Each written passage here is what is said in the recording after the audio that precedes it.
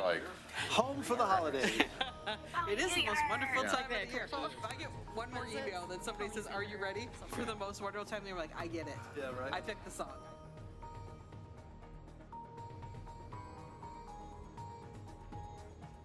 We shall forge ahead. I can log into Tony's iPhone 13 Pro. I'll take his internet. But you assume he knows his password to let you in. Okay, that's fine. All right, let's go ahead and get after it. Good evening. Welcome to the regularly scheduled Downtown Development Authority meeting for the City of Rochester for Wednesday, November 20th, 2024. Madam Recording Secretary, the roll, please. Eric Diana. Present. Bob DiTomaso. Here. Paul Haig. Bob Bloomingdale. Here. Tanya Karsten. Here. Roger Knapp. Yes. Lisa Germani-Williams. Here. Tony LaPuma. Here. Mayor Bixton. Here. Chairman Giovanelli. Present. Marilyn Trent. Don Sinkowitz. Here. Christy Trevorrow. Here. There is a quorum. Fantastic. Good evening, everybody, and welcome to winter, or affectionately thereof. It was a little brisk. My dog was not wanting to be outside tonight. I just had to explain to him it's just getting started, buddy. First on the agenda is the approval of the meeting minutes from the meeting of October 16, 2024. Any questions or a motion in our... I'd like to make a motion to approve the minutes. Motion please. by Diana. Any I'll support? second it. Support by Karsten. Any questions? All right. All in favor? Aye. Any opposed? Motion carries. Audience comments? No audience. Moving forward, City Council, Honorable Marilyn Trent is not here. The mayor is pinch hitting this evening. All Mr. Mayor. right. We had a lively meeting, maybe the most lively one we've ever had. No, just kidding. I've been to a few. We had an update from State Senator Mike Weber that the budget was passed in Lansing. So I think that affects our community house grant. So that should be coming forward, hopefully. We approved the annual Goodfellows paper sale. It's gonna, start. We approved hiring a company to help us collect parking tickets. Believe it or not, we have had a problem collecting parking tickets, and we don't really have a mechanism. So now we've hired a company to up the politeness, I think, is what we talked about. We talked about the rental property inspections and, moving forward with that and how we're going to work with that. And I think, Ben, you were here. That's probably been 10, 15 years old, so we're kind of looking at that and going there. And then we also are looking at improving the blight ordinance, where we're trying to, make sure that people keep up their properties, but without having government overreach, which is always a difficult needle to thread. And we talked about Lanyap is Monday, and hope everybody comes and sees Dave Llewellyn, myself, John Fox, and Santa. So we will all be there ready to roll. For sure. The latter is the most important. Santa. Santa. Oh, I was thinking, I was impressed you think I'm more important than Santa, Right, but yeah. I guess. So that's my report. Thank you. Fantastic. Thank you, Mr. Mayor. Any questions for the mayor? Yes, real quick, could you tell us about what the balance of outstanding unpaid parking tickets might be? I would say, as someone we miss you on the parking committee, but Mr. Knapp did a great. I would say it's 6 figures, $100,000. So people just aren't paying their tickets, and we didn't really have a mechanism to get them to pay. And it was like, well, if you had 6 tickets, you'd get your car towed, but that was too cumbersome. And so really, people just weren't paying. So we want to kind of get the word out that please pay. I get this buddy named Guido. Yeah, We know the thumb crusher. but it's odd. It's odd. I think all of us. Well, I assume most of us, all of us. If you get a parking ticket, like you pay it because it's going to get bigger, and right. But we weren't doing that. So this is, the new police chief. Well, I guess he's not that new anymore, but suggested that, and we all thought it was a good idea. The parking committee agreed, and then the council agreed. How much of a haircut do they give us? 22% they take. Okay, well, I mean, it's, better than zero, so. Yeah. And they've done Birmingham and a few other cities. They do it so they know to be nice and kind about it. I know that, I will attest from experience that the city of Royal Oak is brutal, so, I mean, I literally pulled out in front of the bank, and they snapped a picture of my license. They have cameras on all the poles, and they take a picture of your license plate, and I just get a letter in the mail. I'm like, dude, I was in the bank for like 5 minutes. Are you kidding me? They don't care. I went to Royal Oak. 25. I was 1 minute over, and I took a picture and sent it to me, It's crazy. but I Wow. paid it. Yeah, no, I paid mine as well. I don't do well in captivity, so I wanted to make sure that I paid it. All right, fantastic. Any other questions for the mayor? Seeing none, we shall march forward. Chamber of Commerce, Mr. DiTomaso, good evening. Good evening. So I have three things from Maggie. The Grand Marshal Gala will be Wednesday, December 4th at Great Oaks Country Club. The Grand Marshal this year is Coach Greg Campy from OU. And then there's the VIP pre-parade on December 8th. It will be held at Waltonwood on Main. And that will be from noon to 1:30 for local dignitaries of the parade and local elected officials. So I'm not sure who qualifies for that. I'll be shooting Santa at Great Oaks at that time, so. And then the Rochester Hometown Christmas Parade will start marching down Main Street at 2 p.m. and all roads close an hour before that at 1 p.m. And that's all I have. Fantastic. Any questions for our chamber liaison? Yeah, I just have one comment as somebody who's, Christie as well, been around. Here we go. There you go. That Great Oaks party has been on Thursday forever. Yep. So this is now Wednesday. So if anybody was planning on, because Coach Campy can't make it on Thursday, so if you're like programmed for these things, it's a different day. It's probably a busy time of the year for him as well, so he's knee-deep in season, he probably is on the road, so, but yeah, understood, so don't forget, it's like the day before, Yeah, so, contact Maggie if you want to go. yeah, all right, fantastic. Any other questions? All right, seeing none, we shall march forward. Historical Commission, Mr. Sienkiewicz, good evening. Good evening. A couple items, follow up on the plaques, the historic plaques. We currently have 151 plaques issued, 8 in 2023 and 4 in 2024 so far.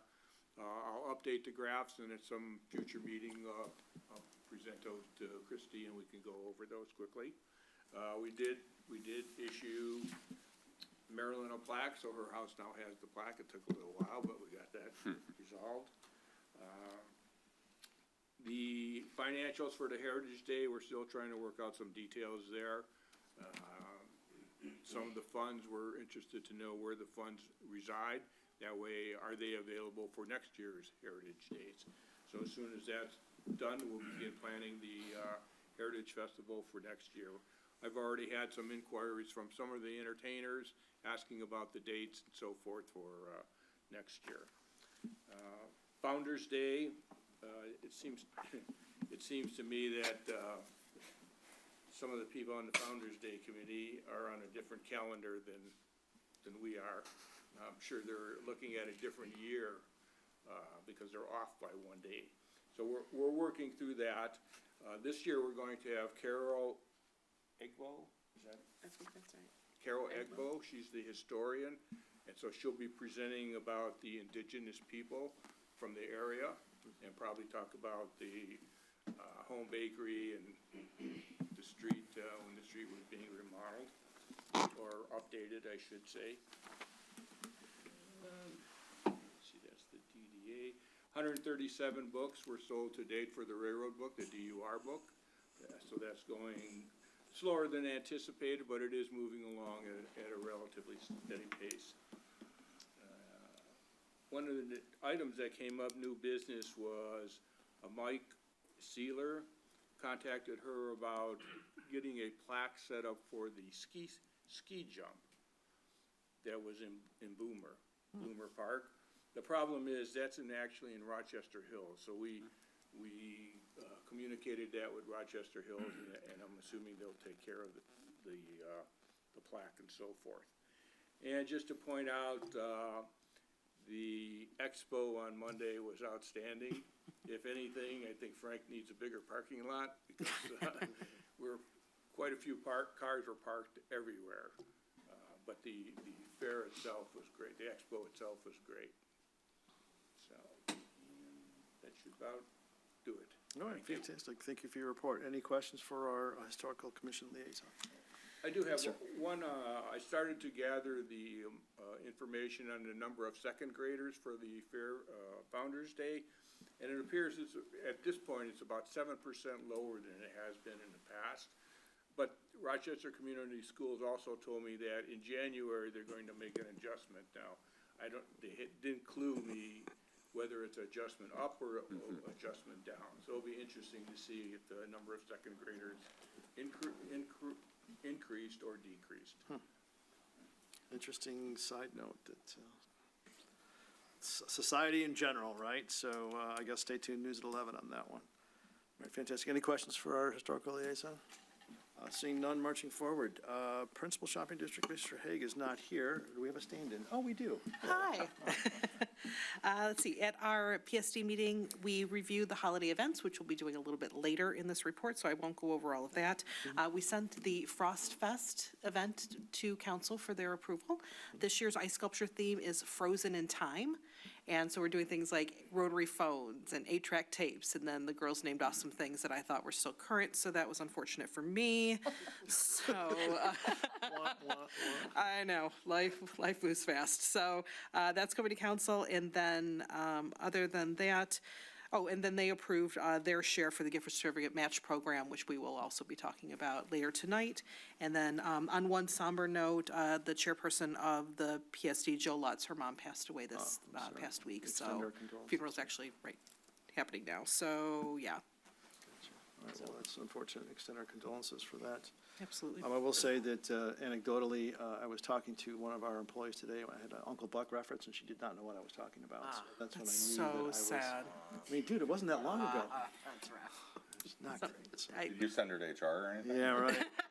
Actually, she was in HR, so I kind of moved on, so I'm like. City projects update, Mr. Banda. Good evening, Mr. Manager. Good evening. I haven't been here for a little bit, so the mayor and Ben said, how about a quick wrap up? So I'll try to keep it brief here in no particular order.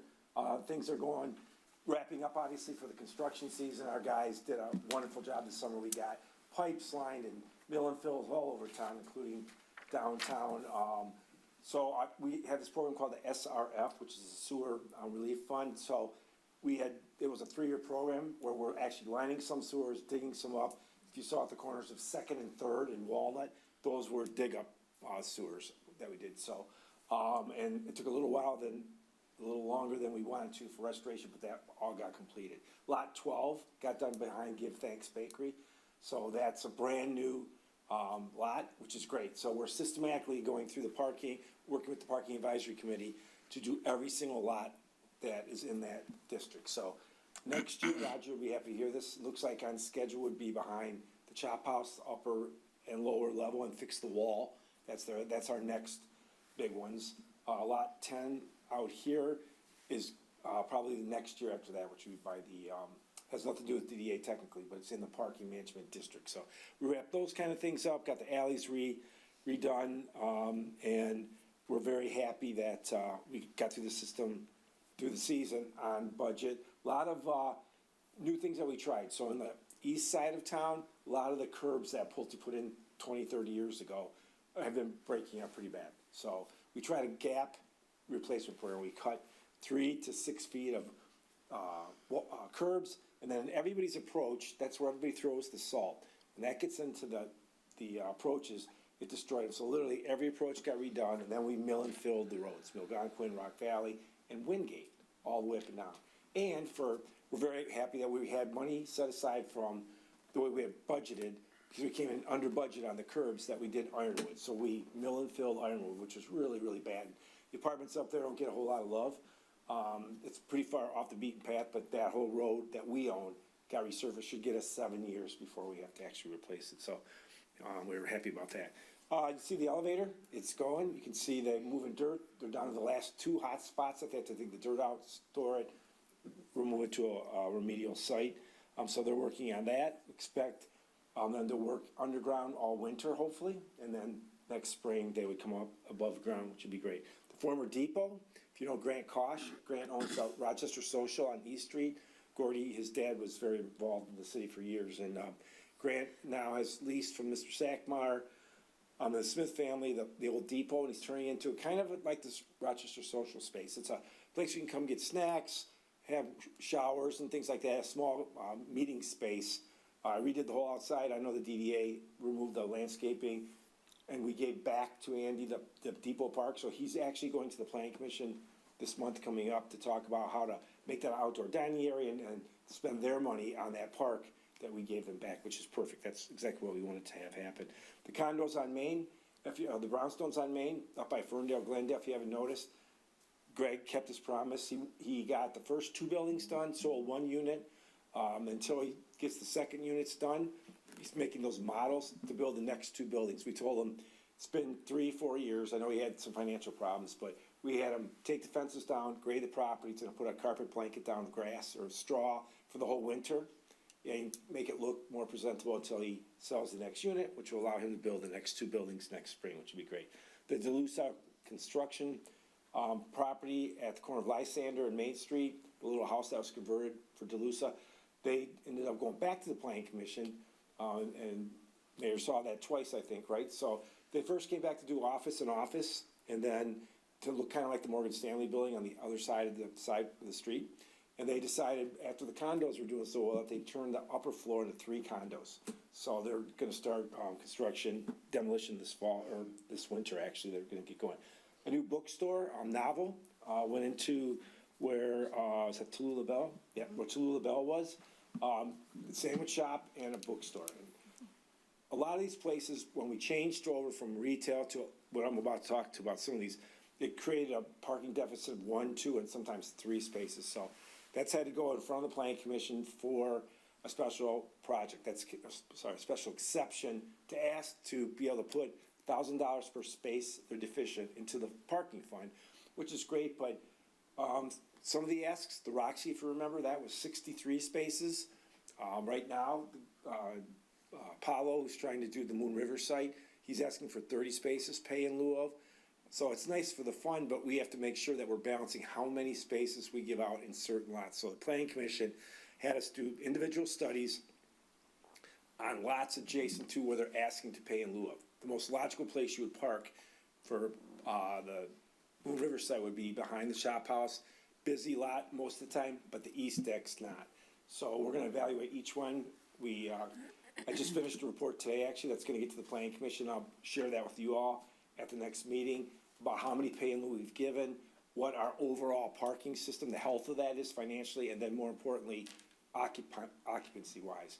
And it depends during the next month. Obviously, it's gonna be off the hook, which is great for the fund, but planning commission is taking it very serious. City council's asked us to research it to make sure we're not just saying yes to every pay in lieu if we can't afford the spaces because they're too booked. So it's a good problem to have if you have not enough parking, but when you're on that cusp, you gotta make sure you don't overdo it. So stay tuned on that, and I'll be back with that. Let's see, what's my next one here? The brunch house now is open for lunch, which is good. So they started getting a push. It was brunch really, I think, right? So they would open in the morning and then close and then open in the evening. Now, not the brunch house, I'm sorry, St. 1881, right? The brunch house actually is expanding. They took the bathrooms on the inside when you first came in the door, opened that up, not necessarily for more tables, but to give more room in there. And then when the design house left the back end of the building, they have a room back there that they also use. So we recalculated parking, and it works out perfectly for them, so that they're kind of reorganized the space inside the brunch house, so more people can wait inside. In the winter, it's pretty tough wait out there, and sometimes you can wait a really, really long time there. So Oak Street Design, love it, right in DDA at 3rd Street and the East Alley, the West Alley. If you see the construction going on there, they found old brick. They've redone that whole thing. They just acid washed it this Saturday, I think. So that's going to be the home of Oak Street Design, which is the architects that do a lot of the home building and design. Bob, you know them very well, obviously. And it's a great little building, and it's their home base, which is exciting. So they live here, work here, and bought a building that they can actually have their offices out, so we're real happy about that. Gold and Coin, store on, across the street from the corner bar, they took the old cabinetry shop, so they just are getting ready to open it. I think they actually opened softly already, so we have them filling that spot. So down on South Street, a couple cool things. OPC was able to lease from the Harmons the old CrossFit building, and that's now their transit center. So all the transit goes out of there. Freed up a lot of parking and activity at the OPC site. So all the employees now park in the front, get in the buses, and then leave from there. They're gonna eventually get fueling down there also, so they won't have to use city fueling stations anymore. So we're excited about that. The Assistance League took probably the worst building in Rochester environmentally. It was called Troy Labs, really old laboratory that was really environmentally a disaster. So Assistance League, I've been working with them for 10 years trying to find them a spot. So they can't retail out of that spot, but they wholesale out of there and then feed the store uptown. And the mayor, I think you were at the ribbon cutting, they had a potluck, and Jeremy said it was wonderful there, that they've really done a nice job on that property, and we're real happy for them, and they're excited to do that. So, Assistance League, Ernie's, open below Silver Spoon, beautiful, absolutely beautiful on the river, outside dining in the summer, and that's Chris and his partner from the corner bar, opened Ernie's, and they're real happy. That the parking structure, even Christy, I think we go down there and park now, used to be scared, yeah. She was I always thought you were scared. checking me to murder me. Yeah, no, it looked like a bad movie Awkward. for a long time. It's cleaned up, painted white, LED lights.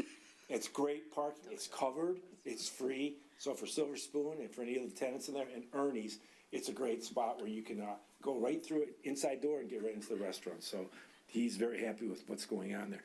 Again, I talked about Moon River.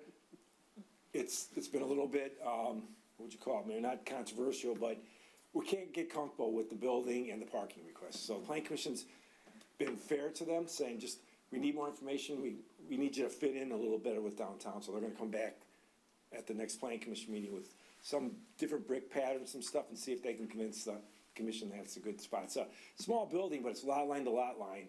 It's brick, and they're trying to match either the deck or across the street. A lot of people love Moon River and the funky, cool building it was, and that's not what Paulo's all about. So he's gonna see what he gets with the Planning Commission. We'll see what happens there. Let's see, what else we had? Oh, Chomp, Tim Brinker expanded. He took Collective Studios, the tattoo place, I think I told you this before, they went to East Street, and then Chomp took that middle space that he used to have a long time ago. It's really nice, great overflow for him. He's really happy to have that. And then Shaggy for Cafes there, so it's all pretty active now, the way it's been going, so that's great. Let's see, we've got, the city council approved bonding for $2.5 million. $750,000 of it will go towards the balance of what we need to finish the community house properly. So we got a $2 million grant. We're just waiting. Mayor said for the, Mr. Weber said the budget was approved. Once that gets locked in, if we get $2 million there, the city is willing to put another $750,000 and get that done. It's going back to the Planning Commission one more time to change the facade a little bit. And then $500,000 for a new skate park, which would be behind the baseball field between the community gardens there. So state-of-the-art skate park. Monday, we're gonna sign a contract hopefully with Spawn Inc. out of California. They just got done doing Traverse Cities, Northvilles, 3 more in Lower Michigan. They're like the kings of this, and they'll be our design build group. They'll have one meeting. We've been with the residents and the users. Vaughn and Linda Gallagher from the skate shop are part of the committee that to make sure it's a more urban skate park. It's not gonna have the bowls in it, because the land that we're gonna build it on was an old dump, so we can't go too deep into the ground without having unstable soil. So it's pretty much a surface situation, but we're excited about that. Should break ground in the spring, be ready to go in the summer. So we like that. We've just finished and cut the ribbon on the smallest all abilities play area by Memorial Grove. It's really cool. I mean, it's very sensory. There's music you can play, and the kids are just flocking to it. It's beautiful. It's got turf on it that's got 30-year guarantee on it. It's like playing on a football field. It's awesome. So we got that done. That's the first one.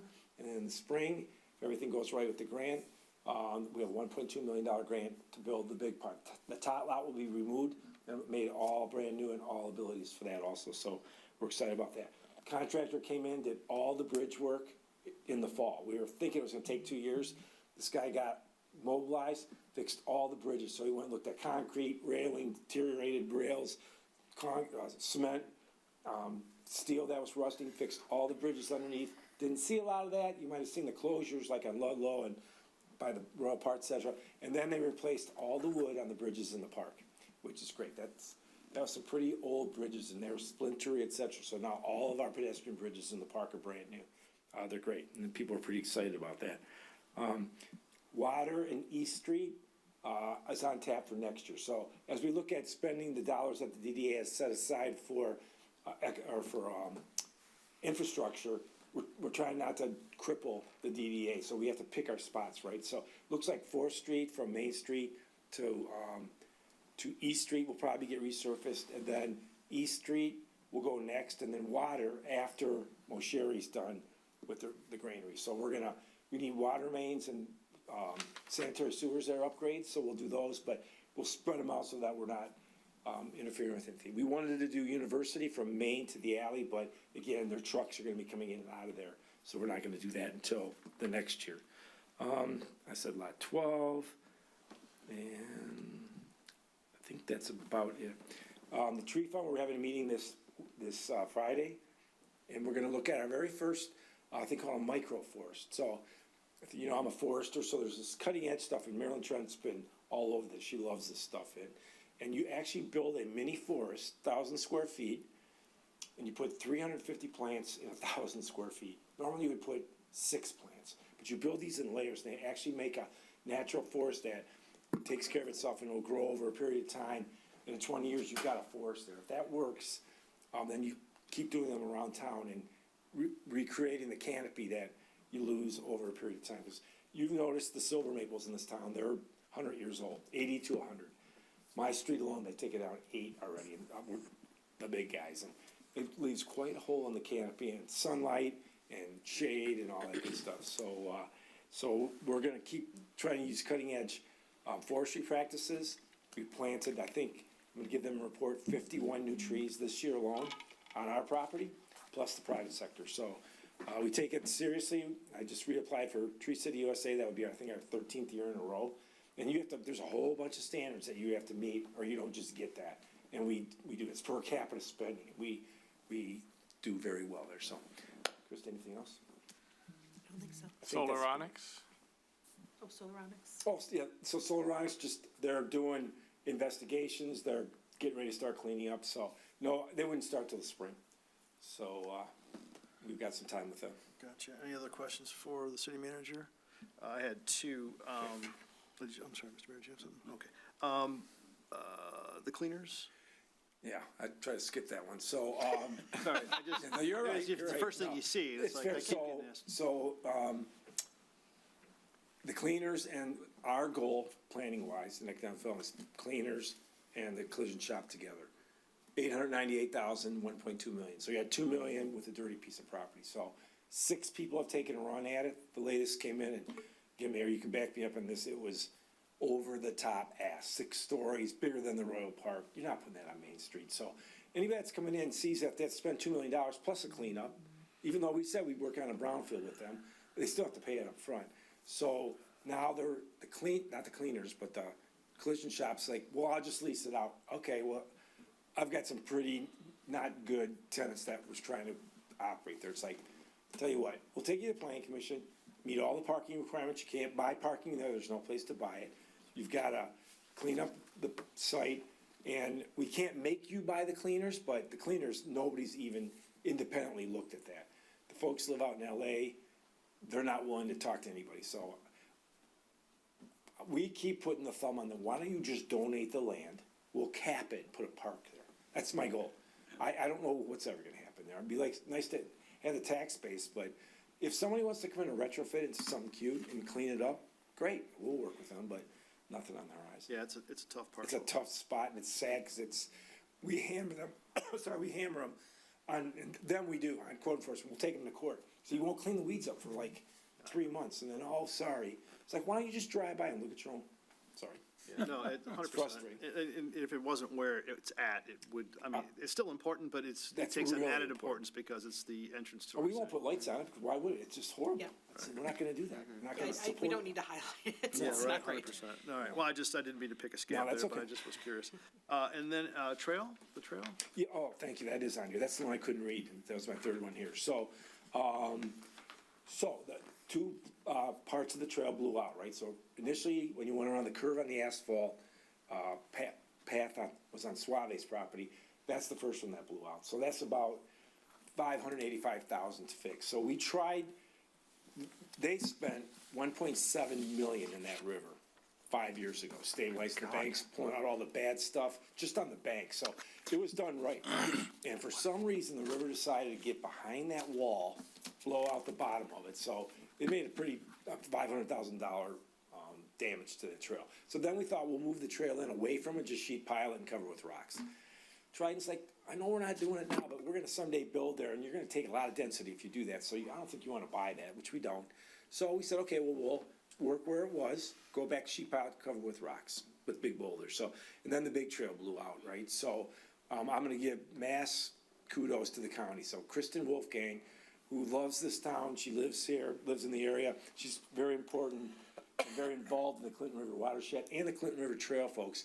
She's spearheaded this for the county for us, and the fix is between $3 and $4 million. So, we went to city council, and it's like, $4 million sitting around, so you're gonna have to get partners in this, and it's really in our town, not the hills, it's our responsibility, so we hired this company called G2, did all the investigation. It's 175 feet of a blowout, it's 400 feet that have to be stabilized. So we had the best engineers working out, figured out how to fix it to put it back how it was, train red. So you need blue clay. So we were in a staff meeting about a month ago, and Chief John said, hey, it just was on DeQuinder, because with DeQuinder closing now for 2 years basically, from Avon to Parkdale, they wanted to make sure they knew how to do busing, and the fire department and the police response. So he was at a meeting, and they were showing pictures of the sequence they're gonna do it, and he's like, what kind of dirt are you digging out? It's a 96-inch sewer, so they're going down deep. They're like, well, there's a lot of blue clay. Ding! So we called the contractor, said, where are you taking the blue clay? Brighton. It's expensive, like 350 train loads, so, they call them trains, the trucks. So we worked out a deal that they are giving us all of their clay. It's now being stored at the training center for free. Don't have to pay them to truck it. Yeah, they saved some money not trucking it, but we saved a lot. And right now, they just called this morning and said we have more than we thought. We're like, we'll take all of it. So that's gonna probably cut down the 3/4 of it's gonna cut down 3/4 of the dollars we had to spend to fix that trail by getting the clay, which was the biggest part of the problem. So they could have saved us $1.5 million, which is awesome. So it's win-win for both of us. Our guys literally will be able to back down that road, back down the trail and truck it there when we start next summer. So Kristen and us and AEW and everybody's going after as much money. I think we have $4 million spoken for. There's a private foundation that loves trails in Buffalo, New York, and Michigan. The person that's in charge of that rides that trail every day in Rochester. So we've got some really good partners. The state's kicking in, DNR's kicked in, Fish and Wildlife's kicked in, and this private foundation, which they don't want their name known yet. So all of that, we should have the funding without having to even possibly hit the city for anything, which would be save us $1.2 million. It seems like there's budget amendments in order to give Chief John a raise. Yeah, that was a good one. Yeah, that was, and then you might not know about this, but if you've ever been by the Yates Dam, you notice it doesn't work. Hasn't worked for 2 years. So there was a breach in the river 4 years ago behind where Letica was. And the river decided to take a right turn that came out now below the dam. So a fishery guy, environmental guy, there's things called lamprey that you see, bad pictures of these big lamprey that get on fish in Great Lakes. Well, they spawn in streams. Oh, dear. They love the Clinton River. So every couple of years they bring this stuff called rotenone and they try to kill all the larvae in the river. Well, you have to be, if they're confined in a stream, you can take care of them, but they are able to get around the dam because the dam stops them from coming up. So they only had to treat downstream. Now they go around the dam and they can get into Paint Creek, and they already found evidence in the DNA that they're in Paint Creek, so next spring they'll get rid of them, and then it's about a $3 million fix to stop the river, straighten it out, and make the dam work again. So while the dam's down, Michael, I forget his last name, who owns Yates, rebuilt the dam so it's ready to go, and it'll be functional again. Fish and Wildlife, DEQ, Army Corps of Engineers secured the funding, $3.3 million to fix that part of the river. It took us 2 years to get to the new people that bought Letica. They're out of New Jersey. We'll leave their name out of it, but they corporately, they're very difficult. So we literally had to call a senator from Minnesota who sits on their board and say, we just want to spend money and fix the river. We're not going to touch their land, but we need to get on their land to get to the river. They finally agreed 3 weeks ago after 2 years. So in the spring, that project will kick off now. Perfect timing, because now we can come in off of DeQuinder, because a lot of trucks have to come in there also through the wetlands and stuff. So it's a complicated process. So we've had some environmental challenges here the last summer, a little frustrating, but we've got some great partners, and hopefully it's all going to work out fine. Well, it sounds like a lot of things have flipped in your favor, so that's awesome. Yeah, so it's all good, so. All right, well, fantastic. Thank you for the update. Any other further questions? Just a brief question. You know, I was on that trail that's in Rochester Hills, so it's parallel. Is that damaged because of when that broke, the Paint Creek Trail broke, that it went out, washed out of the one? No, south? so, no, good question. So they figured it out. So, if you go back literally 50 years of aerials that we could pick, it was about 6 inches deep of water behind French and Associates when you're on that Parkdale turn. It was wet there, but it was just from French and Associates and from the condos. It was their water only. Over the years, when the subs were built on the east side, whoever, the engineers, decided to work with those two groups and say, we're gonna bring the water under Parkdale and store it in there, because the railroad track will be a dam, and it'll build up some water. Well, when that blew, it was 10 feet high. 10 feet of water over 10 acres. That's a lake. And that's where the heron rectory is. So something happened where, sounds dumb, a stick, some penetration wormed its way into the railroad bed, and over the years, it just like water going around a tube. It kind of wore it out, and then the big flash rain happened last spring, put enough torque on it, and it just blew out a spot about this big, which then turned into 175 feet of 10 feet of water. It would have been a tsunami if you would have been there. If anybody would have saw it, it was like a tsunami coming through there. So now the fix is they're gonna let us put relief pipes in it, take it to the south, to the Clinton, through Rochester Hills property, which they're okay with that, so that it will never happen again. So once we stabilize, the water will get up to 3 feet high, helps the herons, because they fish in that, and then you can, it should never happen again, but it's a complicated engineering feat. There had to be 10,000 goldfish in there, so people must have always just kind of put them in there, because it's like a nice little pond. There are so many fish in there from the arrows. It's like a koi pond. It was a giant koi pond. There's still some of them in there, so, yeah, so. We're gonna look at the contract. Do you resurface that with asphalt, or do you put it back with the regular, with the surface they have now? It's gonna be torn up from trucks going back and forth, so we're gonna work with everybody, the groups, and see, we're spending that much money, should we pave it and get it over with or not? Because it's paved all the way to Romeo in our little section, so we'll see. But more to come. All right, very good. Well, the good news is that the property is in good hands, so nice work. Appreciate all your efforts in that regard. You bet. Thanks for the update. It's my turn. Market grant update. So Christie, did you have the, so just a quick update and then an ask. So, as you guys know, last meeting, we authorized Rewald to be our construction manager, go through the pricing and all this stuff. They have begun putting everything together. Thanks. Sorry, just grab one, take it down. But we had opening day get in the way. We have a few things got in the way. So anyway, so they're working through the budget process. Had a quick call with them this morning, in fact, and kind of gave them some further direction. So the goal at this point is we're going to be coming at the December meeting, which the date we're going to talk about here later in the agenda. But that December meeting will be the full-on budget for the project, fully line itemed out. things are marching forward in that, and so far, nothing jumping out massively, so, which is good. But they're not, I'd say they're probably about halfway through the process would be sort of my guess. But with that, part, and I don't know if you guys remember when Steve Auger was here, he was telling us that having the demo happen was an important piece because I needed to see what was underneath everything as they're doing the build-out. So I told Sean, I said, hey, look, nothing for nothing, how close are we on the a demo? The pack went out, we got some bids, where are we at?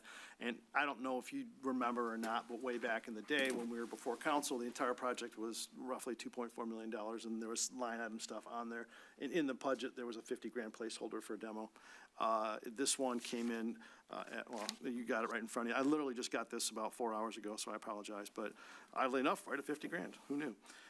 But there's two ads on here that are important that have been recommended for us to do.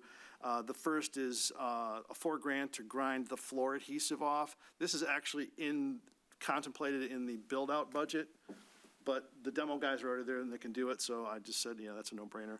And then the $7,500 on the disposal of lights fixtures. So there's environmental stuff that's a concern there with respect to disposal and licensing and asbestos, blah, blah, blah. So Sean said this is important. So the ask this evening, so we had 50 in the budget, really 54 if you want to consider the $4 grand for the floor is actually in the, finishes budget, not in demo, and 7,500. So in talking with everybody, it was pretty close to what we had guessed, and we need to go ahead and move forward. So the ask this evening is to allow DKI International, authorize them, and I think if you do the math there, it's what, 61.5?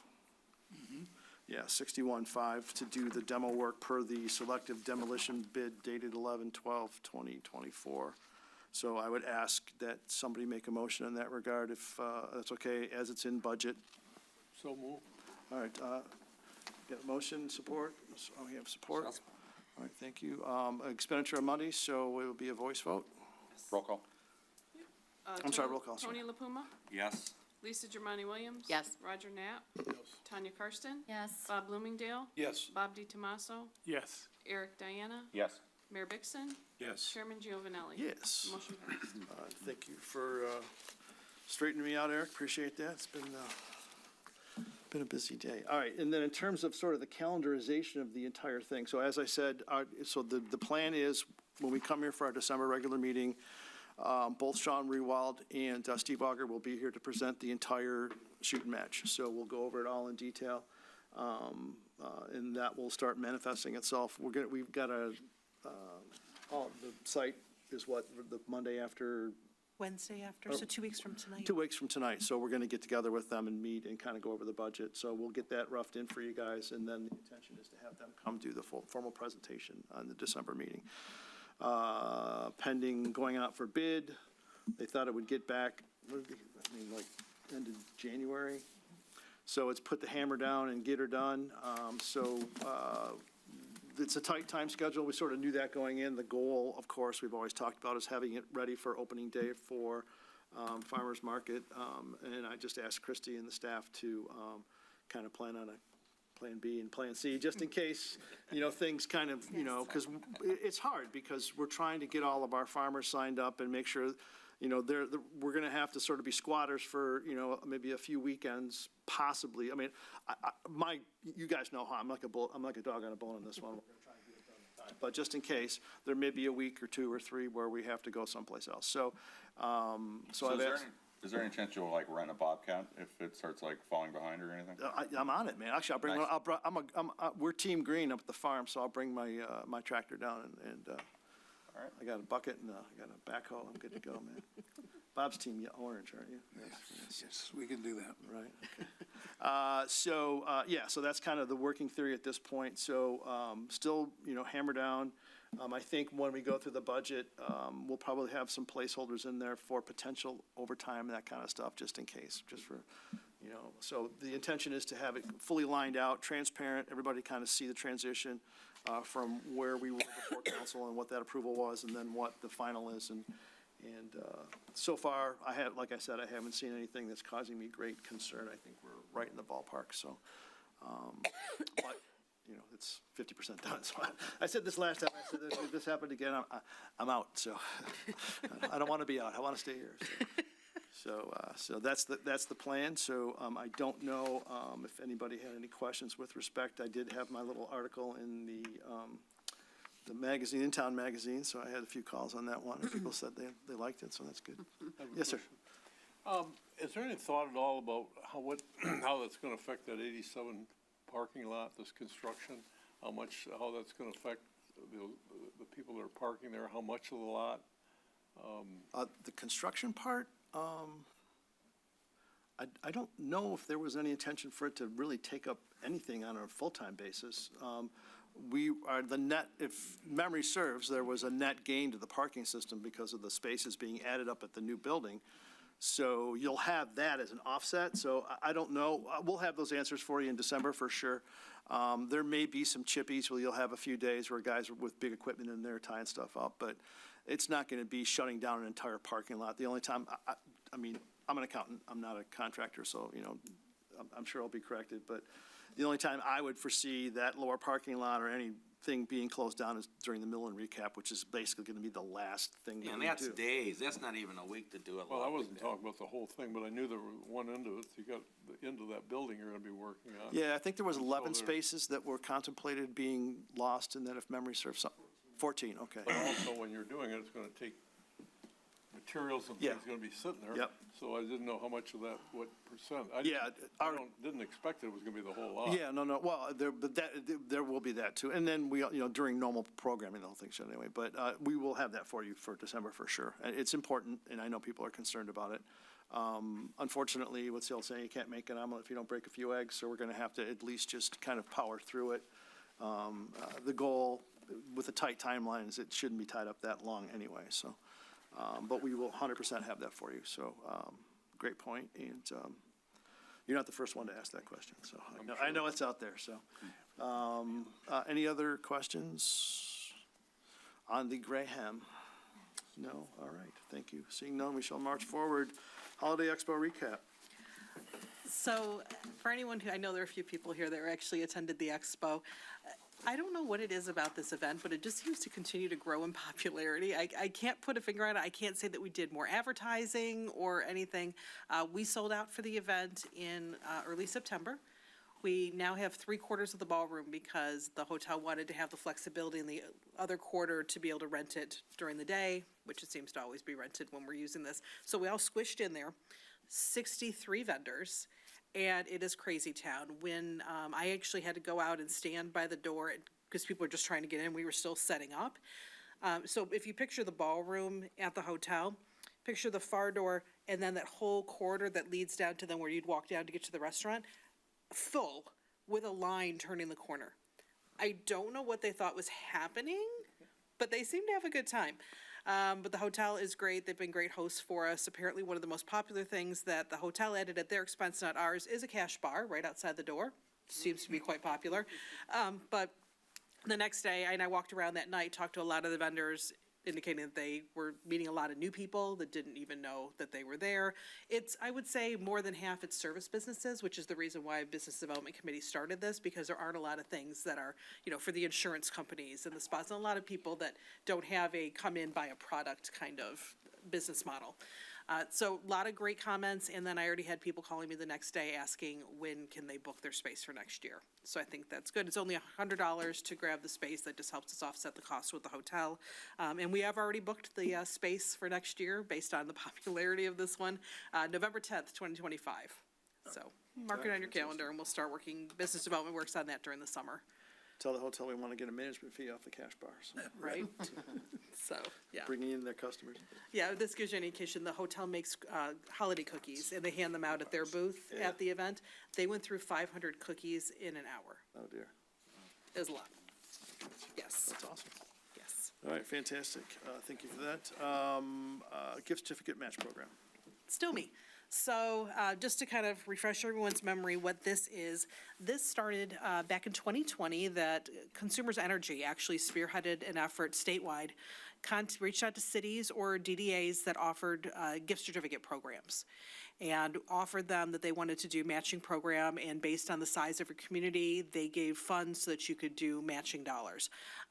We threw in a little bit of money, both DDA and PSD, and then as it went on through 2020, because of everything that was going on, we had some other private organizations that kicked in some money.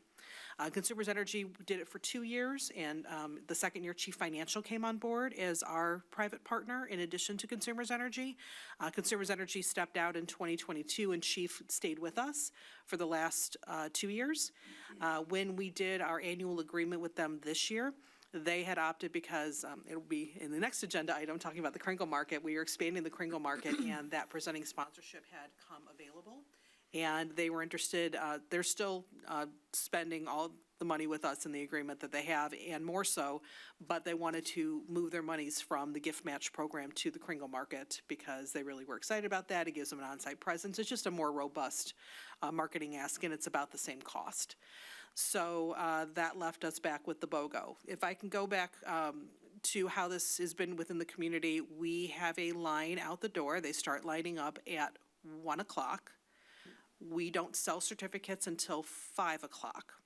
So just kind of get a visual of what that looks like. This last year, we actually, because we felt bad for the people that show up at 5 o'clock, stand in the line, and by the time they get to us, we're out of funds, so we can't support that. So this year, we went along and pressed out vouchers. You had to stay in the line, but it's like, okay, do you want, maximum is 2 you can buy. They're in $50 increments. Do you want 1 or 2? Okay, then you go in. That's what you get. So then we could go through the whole line. So then people that are at the end of the line, they know if they're going to get it or not, and that seemed to go pretty well. But it's been a wildly popular program. When the holidays start peaking around, we get a call multiple times a day asking us, are you doing the BOGO? When are you doing the BOGO? We see the certificates come back from the businesses nonstop. We've had $15,000 in match funds over the last several years, $5,000 from DDA, where it comes out of the Love Local funds, not tax dollars, $5,000 out of PSD, which comes out of the unclaimed gift certificate revenue over the past 27 years, and then $5,000 from our private partner. So PSD went ahead and approved their $5,000 this year out of their gift certificate fund. And so I wanted to come here tonight to see if DDA is willing to renew their commitment. And because we don't have a private partner, the monies where we take this from, that fund is our Love Local fund. Last year, we were projected to bring in $25,000 in revenue, which is from our sponsorships and sales of our Love Local merch and our Rochester merch. And we last year raised over $50,000 in Love Local. So the monies are there. Again, we're very specific. These are not tax dollars. These are earned dollars. And so we were looking to see if the DDA board would consider continuing the contribution, and if so, would there be an appetite to increase it to the $10,000 so we can continue the $15,000 match for a total of $30,000 in certificates, that then that's infused into the downtown during the holiday season and beyond. Gotcha. So the ask is to do 5 or 10 grand out of Love Local, which is not tax dollars, to kick in towards the gift certificate match program. Yes, that was a lot more succinct than what I just did. Land the plane, no. I'd like to make a motion to so move. For which one? 5 or 10? Pick a number. 10. 10 grand, all right. Motion by Diana. Okay. Second. All right, support by Bloomingdale. It's expenditure of money, so roll call vote. Tanya Karsten, Yes. Bob DiTomaso, Yes. Bob Bloomingdale, Yes. Eric Diana, Yes. Roger Knapp, Yes. Tony LaPuma, Yes. Lisa Germani Williams. Yes. Mayor Bixon, Yes. Chairman Giovanelli. Yes. Motion passed. Okay, very good. There you go. Thank you. We will be working with staff to select a date for that, and I'll let everybody know. All right, perfect. I'd still go out and try and find. I know, we're still looking. It's just, honestly, this year as we get into the holiday season, I feel like every time I'm saying hello to somebody, I'm like, hello. Yeah, right. And honestly, it's just, people are so generous with us, but I know. yeah. I do know a potential private partner for you, so. You do? He was bummed when he couldn't fund the fireworks a couple years ago. Oh, so. all right, well, give me, because trust me, there is an appetite with the number of people that line up. We could sell these, yeah, Right. we could do it. So, yeah, let me know. All right, very good. Thank you for that. Holiday events update? Yes, so the reason I am dressed like this is because I was just building a tree. We have 26 trees that the committee's building. Our volunteers are over at Community House right now because Designer Day is tomorrow, building the last 4 trees. It's the 11th Annual Festival of Trees. Cocktail preview on Friday night, $50 a person. Strolling dinner, including La Pumas Coney Island, a favorite of the event. All the alcohol is donated. The beer is donated by Rochester Mills Beer Company. The wine is donated by Tuberloo, and the hot cocoa by Spice and Tea. The food is through Cruisemere and Brown Iron Brew House, La Pumas, and Royal Park Hotel does the dessert spread. So lots of fun food, and it's your first opportunity to bid on the amazing trees, wreaths, stockings, and oh my goodness, everything else. We had some crafting circles that called us and wanted to donate things. We have over 90 items this year. So if you want a big old tree, we've got that. You want a little wreath? We've got that too. So please come see us. This is the big fundraiser for the Big Bright Light Show. Also, we have 8 nonprofits that are participating with us this year, and the proceeds benefit their different charities. A couple new ones this year, including the Detroit Goodfellows. Oh, sweet. So we're excited to have them. So that was fun. So that's all leading up to the Big Bright Light Show and Line Up, as the mayor mentioned, on Monday. We will be closing down Main Street. The stage will be on the west side. We did have some people ask about the fireworks. They will be back.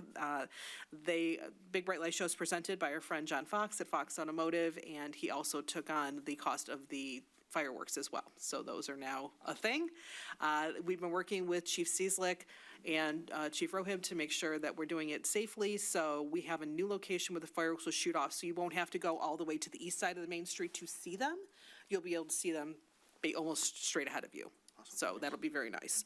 So working with all of that, so that'll be nice. We did a test run on Sunday night. Everything's looking good, and then we'll do another test run closer to the event because you know how it is. You put the lights on, they all work, and then, you know. Clark W. Griswold. That's exactly right. And we don't want to be those people. We've had that moment where at 4 o'clock something went wrong and nothing lit on that Monday. I'm like, no.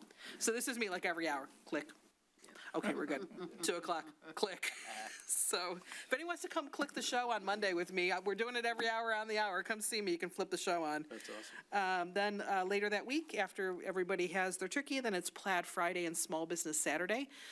We've found, what we've heard from the merchants is that they do just as well, if not better, on Friday than they do on Small Business Saturday. We're doing our text your receipts in, and that's all over. There's posters and signs all over downtown. There's a few illegal signs. I don't apologize. But they're everywhere. So people can text the receipts in, and then they win downtown gift certificates to continue that they want to shop downtown. And if you go into any of our downtown businesses, we have been distributing to them tote bags with the small business logo, with the Plaid Friday logo, and then we had materials from American Express from Small Business Saturday because we're also neighborhood champions, so we have all that stuff. So if you want small business swag, come see us. We've got a plenty. So that then leads into December 1st. 2 different events start. First is the Neighborhood Light Fight. We have 5 teams this year. We have Alice in Winterland, Lights on Ludlow, Wesley Wonderland, Rudolph's Helpers, which is First Street, and Holidays on Helen. So 5 teams for a total of 126 estimated houses. So land that plane. Yes, they're all over. So so this is our 5th year. Allison Winterland has won twice. Lights on Ludlow has won twice. Uh-oh. Big year. A couple of teams have already been calling me that they're already meeting and making plans. I am excited and yet terrified. So that is also sponsored by our friends at Chief Financial. So that one will be happening. The Cookie Stroll, which is Snowman Stroll, excuse me, let me go back. We got 2 strolls. Snowman Stroll kicks off on December 1st. We have 12 Frosty Friends again this year. This is our 3rd year with this one, again, sponsored by our friends at Chief Financial Credit Union. They're really very good to us, so I can't complain. We have a lot of really cool characters this year. I can't wait for everybody to see them. We have artists all the way from high school, all the way to seniors. A lot of fun. And one that was completely unintentional, but I don't know if anyone's seen Home Bakery's window for the window decorating contest. It is Deadpool and Wolverine out of cake. Amazing. Wow. And it just so happens that we have a Deadpool snowman. Oh, dear. But he's Santa themed. He's Santa Pool. So he's going to go right in front of the bakery, and I think it's going to be fabulous. But they're all incredible. Really excited for everybody to see those. So those will be going in over the Thanksgiving weekend. So those will finally defrost for everybody on December 1st. Next to the cookie stroll, we had the pre-sale for our cookie stroll that we do in November. Literally, Jenna pushes the button, and then we just sit at our desks and hope. The first year, we sold out in about 15 minutes. We've always done it online, just because we think that's the fairest way that we can figure out how to do it. We limit people to no more than 2 tins. Last couple years, it's been 6 minutes, 7 minutes, 2 minutes. 2 minutes. And usually, because if someone buys something on our shop, we get an alert. And usually we get them in little batches. We'd get a bing, and it's this long. I'm like, oh, God. It was terrifying. So then at 10:03, the phone calls start. I was on the website, and it wouldn't let me check it. Well, that's because they're gone. Well, I don't believe that. Okay. I have no, I have no cookie tin to give you. So we have a waiting list, just trying to gauge future interest. We sell 150 tins. Our wait list is at 136. So we feel confident that there's probably going to be discussion at Goals and Objectives about adding potentially a second day of cookie stroll. Yeah. We've talked to the merchants. They can't handle more than the 150 people that they have coming through on one day, because some of them have even brought in special people just to hand out cookies, because it's that busy. So, but it's nice because a lot of people come in, they haven't been in these businesses before, and so it's been a good event. So I think you'll be hearing more about that at Goals and Objectives when promotion starts talking about different things that they're working on. So that's been great. Leading up to the Kris Kringle Market on December 6th and 7th, and by popular demand, we are expanding. So when you come down Main Street, you turn onto West 4th Street. Not literally, but as you're walking. So that will remain the same. That will be our main entrance into the event. But now it's going to be what Taylor keeps calling a T formation, if you will. And if you look at her report, she put or if you got the magazine, she put the map in here so you can kind of see what it all looks like. Not the buddy page, this one, right here. So this is Main Street. And then we have tents here. We'll have tents going south on Walnut, or excuse me, north on Walnut, up until the parking structure, so we're not going to block any parking. And then we're bringing in a bigger stage this year because we're going to have more acts there. We're bringing in a few food trucks, and then with Nick's help, we were able to work with the owners of the Chase Bank building and parking lot, and we will be taking over half of that lot, still allowing for parking for the businesses and for the ATM access, but we will be adding Santa's Village. That's where our gingerbread house is that the kids can play in. Santa and the Misses will be doing story time out there, and then we're building some fun little seating areas for the kiddos, and marshmallow roasting aplenty. We will have 3 different marshmallow roasting rings. It's a lot. It's a lot. But here we go. Situation, it's a standard operating procedure. Pretty much, that's us. Miss Tanya? Question. Yeah. Will you refresh my memory on the caroling in the streets? Did we forego that? PSD decided to forego that event, Okay. yes. Because now we can close Main Street on Lanyap, there isn't much of a purpose to caroling, and there seemed to be an appetite at PSD in talking about future holiday programming for the new area, for the Market and the Graham project.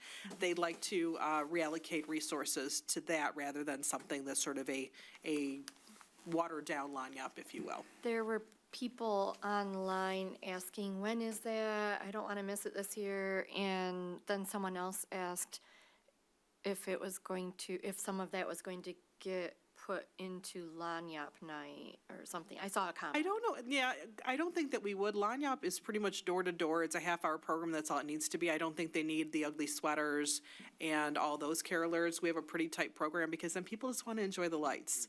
So, but that's not to say that some of those other elements that people enjoyed might not make their way into some other Christmas programming that we've been talking about. Yeah, we chose not to put out a post that said, hey, we're not doing this, to avoid the onslaught of people. My personal favorite was somebody who came into the office and asked why we weren't doing it, and we explained that, now that we can close Main Street on, it goes, that was my favorite event because nobody came, and we had it to ourselves. And I feel like we've answered our own question. So there we go. So that's that one, and then last but not least, Pancakes and PJs. It's our little sleeper event. It's a great little fundraiser for the Big Bright Light Show. We do it with our friends at the fire department. Fire chief and a couple of his crew make pancakes for dinner. People are encouraged to come in their PJs. And this year we're mixing things up and taking away the craft and adding visits with Santa. Word is out through the magazine. We already half sold out. And it's not for another month. So we are excited, yet straight up terrified with everything.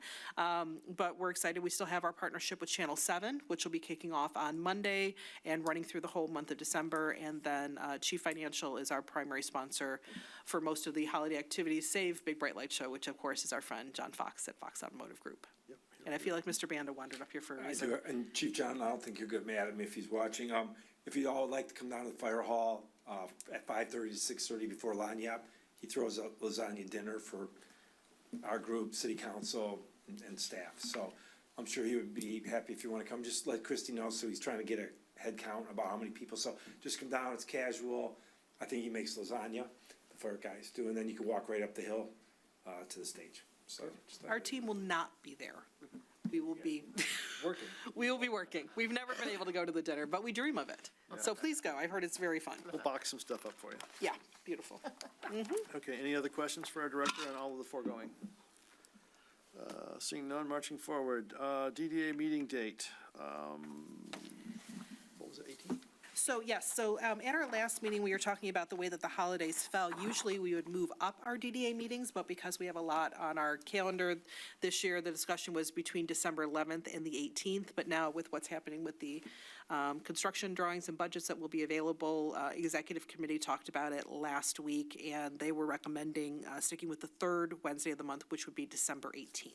Which was the one we had already on the books, or not? Which is the one we already had on the Okay, books. so basically no change. So does anybody have any issue with leaving it on the 18th?